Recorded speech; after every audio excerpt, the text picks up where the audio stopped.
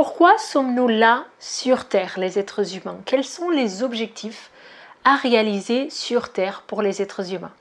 Je suis Rita de la chaîne Ayonato, de la chaîne où je vous parle d'Ayurveda et de naturopathie. Et aujourd'hui, je voudrais vous parler des 4 Purusharthas, les 4 objectifs de vie selon l'approche védique.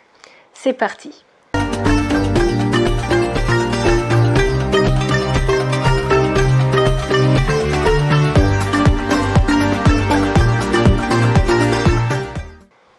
Donc en fait, l'Ayurveda, elle va étudier la santé de la personne, mais dès le début des textes, on comprend que la raison primordiale pour laquelle on va étudier la santé de la personne et on va proposer et chercher à aider une personne à améliorer sa santé physique et mentale, c'est pour que la personne elle puisse atteindre ces 4 objectifs de vie. Donc en fait, l'Ayurveda elle vient dans ce cadre qui s'insère dans toute la connaissance des Védas, donc c'est toute la connaissance qui vise à décortiquer tout un tas de choses sur la vie de l'être humain. Et donc l'approche de garder le corps et le mental dans une bonne santé vient pour que cet être humain, s'il est en mauvaise santé, il ne pourra pas atteindre ses objectifs. Donc c'est la raison primordiale pour laquelle l'Ayurveda existe. Donc quels sont ces objectifs de vie? Qu'est-ce que c'est proposé par les Védas? Donc les Védas, ils nous parlent de ces 4 objectifs. Dharma, Artha, Kama et Moksha. Vous avez déjà peut-être entendu parler de ça autour de l'Ayurveda, du yoga ou d'autres approches védantiques. Mais aujourd'hui, je voudrais vous donner une compréhension qui va un peu au-delà et qui va se matérialiser sur notre vie concrètement. Donc, en général, on commence par Dharma. Dharma, ce serait la mission de vie. Artha, ce serait la richesse, les biens matériaux, tout ce qui est concret, tout ce qui est richesse en fait. Kama, ce serait tous les plaisirs, les désirs. Et Moksha, la libération. La libération de quoi? C'est ça qu'on va voir. Donc, je voudrais vous proposer de voir ça dans un angle de vision chronologique dans la vie de l'être humain. En général, quand on est né, le premier objectif qu'on cherche à accomplir, c'est Kama. Kama, c'est le plaisir, le désir. Un enfant, quand il vient au monde, il y a un certain moment, pas tout de suite quand il est né, au début, il va satisfaire donc déjà son besoin de nourriture, son besoin d'affect de la maman, du papa. Donc tout un tas de besoins, et quand il commence à appréhender le monde, quand il commence à aller chercher les connaissances et comprendre ce qui est autour de lui, tout passe par ce désir. Donc en fait tout passe par une curiosité, un désir à comprendre le monde. Donc jusqu'à un certain point, l'être humain il est dans cette recherche de plaisir. C'est la première recherche qu'il entame depuis qu'il est né en fait, et c'est cette recherche de plaisir, c'est cette recherche de désir qui lui permet d'évoluer. Il y a un moment donné, donc, il va se rendre compte qu'il va avoir besoin, donc que ce soit par la société qui l'impose, que ce soit pour d'autres raisons, il va avoir besoin de biens matériaux pour se sécuriser en fait. Il y a un moment de notre vie, pour certains d'entre nous c'est plus tôt, pour certains d'entre nous c'est plus tard, mais il y a un moment où on a un besoin de choses matérielles. On a besoin d'un toit pour être sécurisé, on a besoin d'un travail. Et Artha, c'est pas seulement la richesse et les biens matériaux, la voiture, la maison, etc. C'est aussi les formations, la connaissance, les voyages, tout ce qui vient sous forme de richesse, qui va enrichir l'être humain. Donc à un moment donné, on va avoir ce besoin. Donc on va être à l'école. Normalement, c'est imposé dans notre société. Mais il y a des choses qui ne nous sont pas imposées et sur lesquelles on va aller à la recherche. On va rechercher un voyage pour apprendre des choses, on va chercher une formation en particulier, on va regarder une vidéo sur YouTube sur une thématique qu'on va chercher. Donc ça, c'est la recherche de Artha, donc cette connaissance et cette richesse en fait. Donc quelque part, on essaie de se sécuriser par différents moyens, que ce soit par une sécurité matérielle, avoir un toit, que ce soit par une sécurité en termes financiers, que ce soit une sécurité en termes de connaissances. J'ai besoin d'avoir tant de connaissances pour bien développer mon travail. J'ai besoin d'un tel travail pour me sentir sécurisée.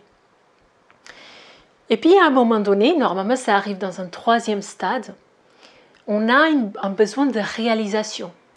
C'est-à-dire qu'il ne suffit plus d'avoir un travail alimentaire, il ne suffit plus d'avoir ses désirs, d'avoir ses biens matériaux, il faut être réalisé.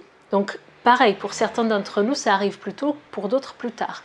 Mais il y a un moment donné, et c'est lié aussi à beaucoup de burn-out et beaucoup de moments de déclic qui se passent dans les personnes, c'est qu'à un moment donné, c'est stop en fait. Cette voix de l'intuition, voix de l'âme, comme certains parlent, et elle devient trop évidente et on ne peut plus la cacher. Donc en fait, il faut réaliser ce qu'on croit qu'on doit réaliser. Donc ça, c'est la recherche de dharma, la mission de vie. Il y a beaucoup de choses qui rentrent dans le cadre de dharma. Donc dharma, si on regarde dans le dictionnaire en sanskrit, les définitions, c'est des listes qui... c'est plusieurs pages de traduction et de mots qui peuvent correspondre. Mais il y a cette idée qu'il y a tout un tas de règles d'éthique, de morale à respecter dans notre dharma. Et elles sont envers nous-mêmes et envers les autres. Parce que la vie, elle se fait en communauté. Parce qu'on est des êtres naturels. Ça, c'est l'approche védique, elle nous dit qu'on est des animaux qui vivent en communauté avec la nature et qui doivent vivre dans ce respect de tout ce qui nous entoure, en fait. Donc de toutes les autres personnes, mais de tous les êtres vivants. Mais aussi dans le respect de soi. Et donc il y a donc tout un tas de règles à respecter, qui ne sont pas des règles qui sont imposées, qui sont des règles que si on ne respecte pas, on va être malheureux quelque part. Donc il y a tout un tas de règles, et puis il y a cette notion de respecter ses besoins ultimes, ses besoins de réalisation. Et puis il y a une quatrième recherche qui arrive à la fin, moksha. Et moksha, très souvent, c'est traduit comme la libération. Moksha signifie libération. Mais s'il y a des nuances pour dharma, pour moksha, il y en a encore plus.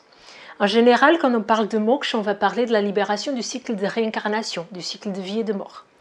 C'est une approche qui est acceptée par les Védas, donc qui est acceptée par l'Ayurveda. Pas tout le monde le sait, mais c'est quelque chose qui est de base, en fait, quand on commence à étudier ces connaissances-là, on l'accepte. Mais on peut aller essayer si ça peut nous gêner parfois. Donc on n'a pas besoin de tout rejeter parce qu'il y a quelque chose qui nous gêne personnellement par rapport à nos croyances ou quelque chose comme ça. Mais comment est-ce qu'on peut interpréter moksha de façon un peu plus concrète en fait? C'est qu'à un moment donné, si on voit cette progression, on commence par nos désirs, par le plaisir. Pourquoi on cherche le plaisir? Parce que je cherche une satisfaction. Si je cherche une satisfaction en permanence, c'est parce que quelque part, je ne me sens pas satisfait. Donc, je suis dans la recherche et donc je vais chercher, quand je suis enfant, un jouet, après je vais me désintéresser, après je vais m'intéresser à autre chose, après je vais m'intéresser à autre chose. Et en fait, ça finit jamais parce que les plaisirs, en fait, c'est des plaisirs qui font partie de notre vie. C'est des moteurs, en fait, c'est ce qui nous amène à faire des choses. Mais en fait, une fois qu'un plaisir il a fini, il est satisfait, on passe sur une autre chose. Donc, si je ne suis pas satisfait de moi, c'est pas Kam qui va résoudre tous mes problèmes, parce qu'il y aura toujours un plaisir à satisfaire. Donc, on passe à une autre étape. On passe à l'étape de chercher nos biens matériaux. Donc, pourquoi? Parce que je ne suis pas sécurisée. Donc, je comprends que du coup, je n'ai pas besoin de satisfaire tous mes plaisirs, mais j'ai besoin d'être sécurisée, parce qu'il y a quelque chose qui me manque.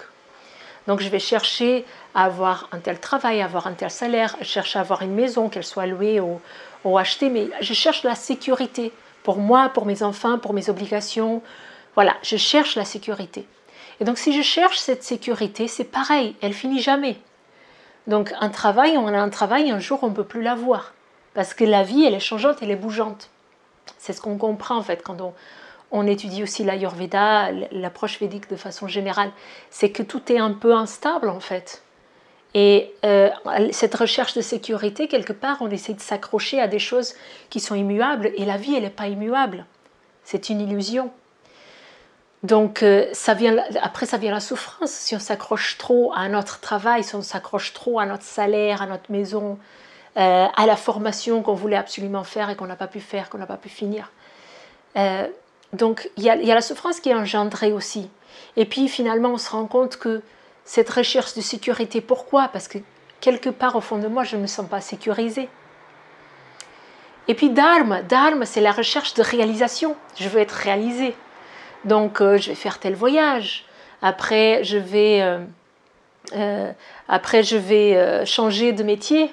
Je vais chercher ma voie, ma mission de vie.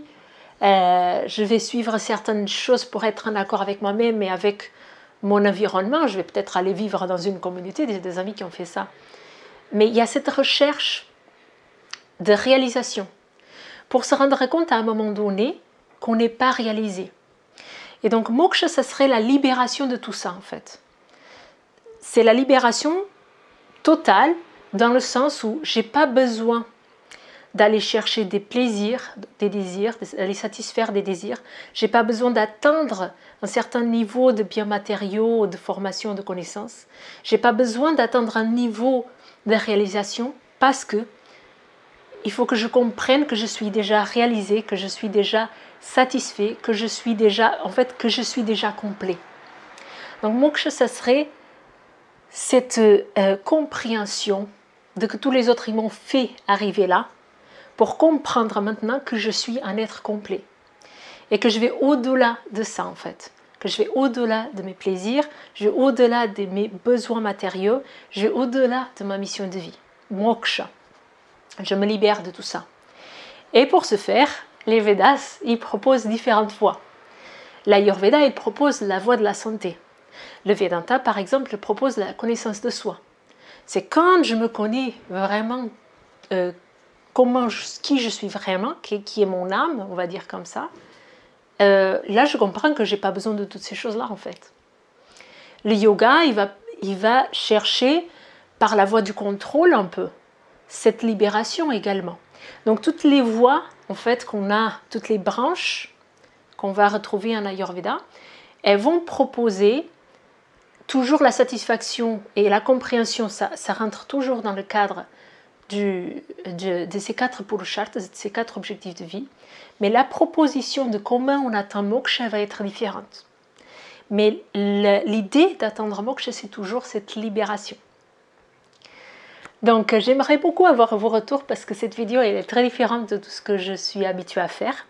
Dites-moi à quel niveau, dans quelle satisfaction, normalement on est toujours en train de satisfaire un peu les 4, mais dites-moi au fait qu'est-ce que c'était conscient déjà dans votre vie, qu'est-ce qui est devenu peut-être conscient suite à cette vidéo, où vous en êtes et surtout si vous aimez ce genre de vidéo pour savoir si je poste d'autres en fait, ou si c'est un peu trop perché.